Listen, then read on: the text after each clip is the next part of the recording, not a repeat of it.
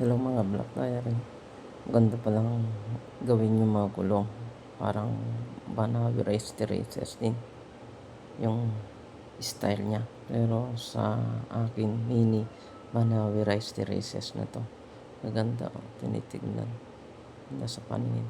Para hindi masayang yung mga gulong na tinatapon. Ganito na lang yung gagawin natin. Maganda pa sa paningin.